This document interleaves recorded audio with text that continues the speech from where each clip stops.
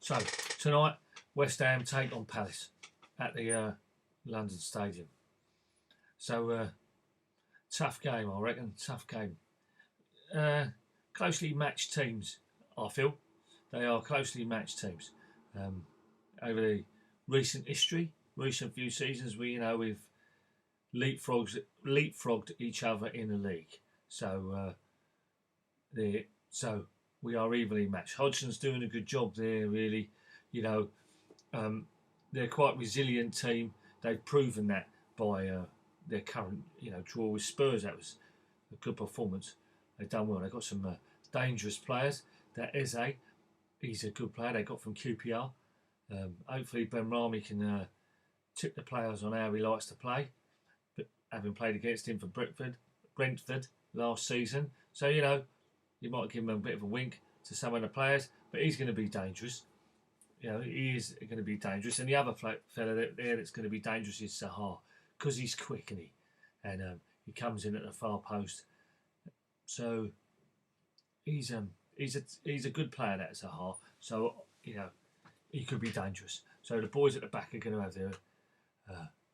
have their work cut out tonight. So that's about them. Well, what about us? Well, we've been playing well, haven't we, recently, which is really good to see. But we're not getting the ball in the box enough, in my opinion, which is a bit of a worry and a concern. Now, Haller hasn't really, he hasn't got his shooting boots on, has he? So, is he lacking in a bit of confidence? Are the other players lacking in a bit of confidence to give him the ball in the box? That's what we've got to try and do, I think, is get the ball in the box.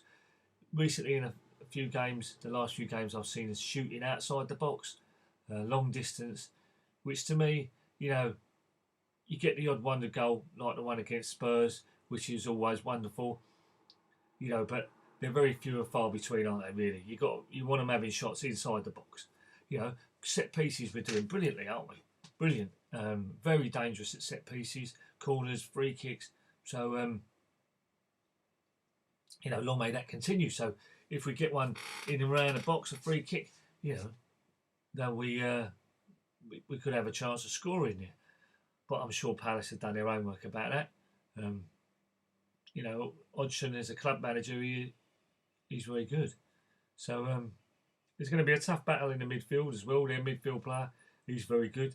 Our boys have got to boss it. Rice, he's got to do his thing tonight. Boss that midfield, get the tackles in, break up their play. Don't let them boss it. We got to boss it tonight, and that's what I'd like to see. I'd like to see us get our foot on the ball and boss it. But people like Bowen and Fornals also have got to get their shooting boots on. They've had a few chances lately, and they fluffed them. You could argue, debatable, like, hit the post, hit the side netting. But for me, against Man United, we should have been 3-0 up. If we don't start putting it in the net, then, other teams will make us pay. It is the Premier League. You may not give respect to everybody, but you've got to say they're all good players, and they will punish us if we don't put it in the back of the net. And that's what we've got to do. I am hoping, I've had a tingling in my water today, that Benrahma's going to score today. Let's hope I'm right. Yeah. So, what's the score going to be then? So I unfortunately think, I'm a bit pessimistic, I think it will be a score draw, 1-1. I think they'll cancel each other out and it'll be 1-1. I'd love to see an exciting game, 3 or 4, 5 goals, obviously us winning, but in all honesty, I think it's a score draw. It'll be a 1-1 game. We'll cancel each other out. So no matter what the score is, win, lose or draw, always wear your colours with pride. Yeah, come on you irons, up the hammers, let's go and beat this Palace tonight. Hello, I'm Ali from Pride of South London Fan TV. I'm here to give you the Crystal Palace view on our upcoming game between West Ham and Crystal Palace at the stadium name, Westfield Bowl. Let's just go with the Athletic Stadium. At the Athletic Stadium, it's going to be a really tough game, to be fair. West Ham are in really good form, 7th in the table. Credit's where it's due. Not a fan of David Moyes, if I'm honest, but I feel like he maybe finally has found a similar project in that he had at Everton. He's found his niche again, and I think he's building momentum with you, and you're having a very good season, sitting in 7th. I'm under no illusions that this is going to be an easy game. It's going to be a tough one. We're going to have to be bringing our best. I think you will have to bring your best. I think David Moyes and Roy will try and nullify each other's threats very well tactically, and it's going to be a very, very interesting battle. But in the end of the day, we know we're not coming up against a team fighting relegation. You know, we're not playing Arsenal. So, having a look at the game in general, where do I think we can win the game? I'll go through my team in a moment. Where I'm feeling confident is that Antonio is out. That is definitely a boost for Palace. He is a player that I like, a player I think who is a real threat in the Premier League. So, having Haller in there instead of Antonio has boosted my confidence going into this game. But let's have a look at it from the Crystal Palace point of view. What do I expect the team to be? I'll give you what I expect Roy to name, but I'll add a few in where I'll suggest where Palace fans might or would probably like to change that a little bit. Thing you need to know about Roy is he is like your great aunt at Christmas. He rarely changes his habits. He's that great aunt at Christmas who gives you the same socks every year.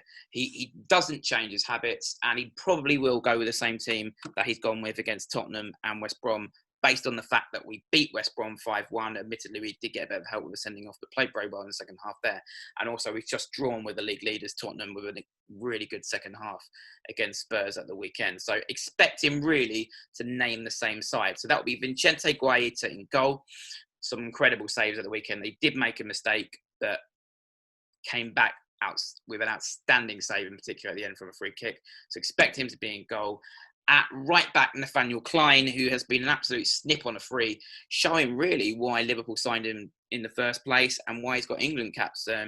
Hopefully, touch wood, will be extending his contract. Left back will be Patrick Van Aanholt, something of an enigma amongst Palace fans. Some really rate him, some not so much.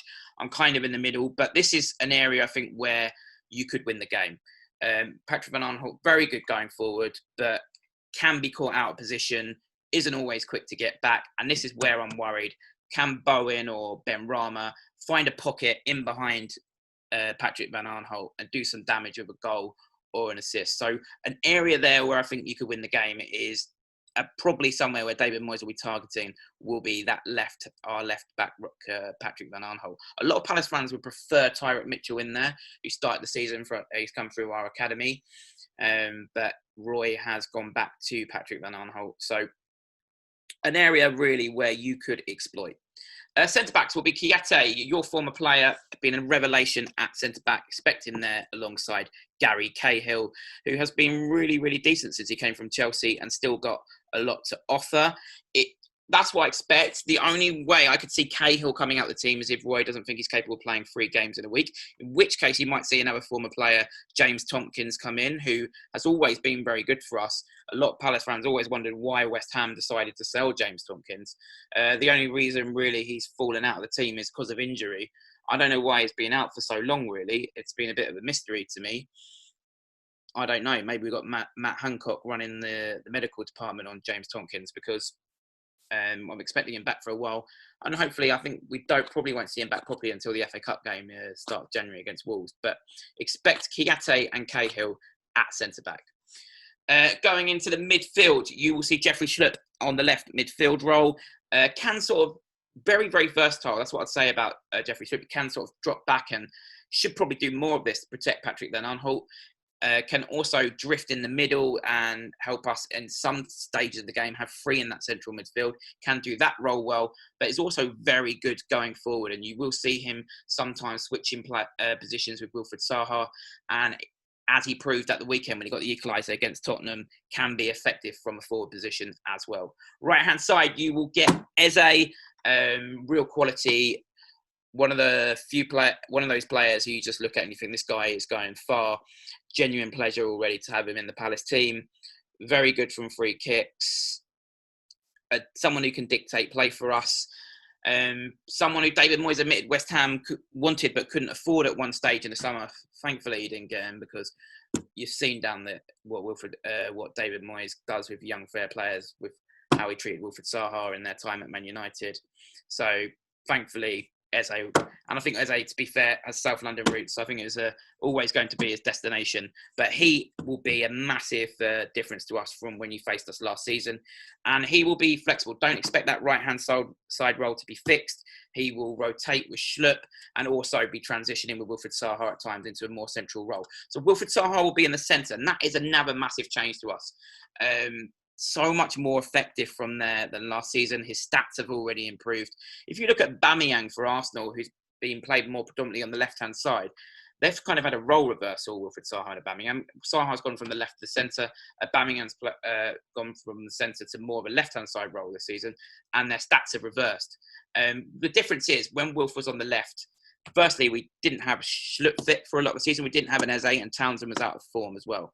So teams could put 2 or 3 men on Wilfried Zaha, mark him out the game, frustrate him. Through the centre, he can drop left, he can drop right. You don't quite know where he's going to go. It's harder for teams to pick him up, in tandem with the fact that Eze's buzzing around. I think where we can get joy in this game is if we can get Wilf dropping off one-on-one with Aaron Cresswell. Don't get me wrong, Cresswell, good player in his day, still got a lot to offer with his delivery, but his legs are going a bit, and I think if we can get Wilf in pockets behind him or running at him in a similar way, that if you could get players in behind Patrick Van Aanholt, this is an area where we could win the game. So I think the left backs are where both managers will be targeting in this game. That is where potentially this game could be won. And then up front, the main man himself, Christian Benteke, my tip for the Golden Boot this season. No, I'm joking. But he has come into some really good form in the last few games. And Palace fans saw a sign of that pre-lockdown. And then he got an injury that he was sort of coming back to the sort of player he can be. Had a good 2 games against West Brom and Tottenham. Needs to keep that going and build some momentum now. But definitely has earned the shirt for this game. So that will be the Crystal Palace team for the game.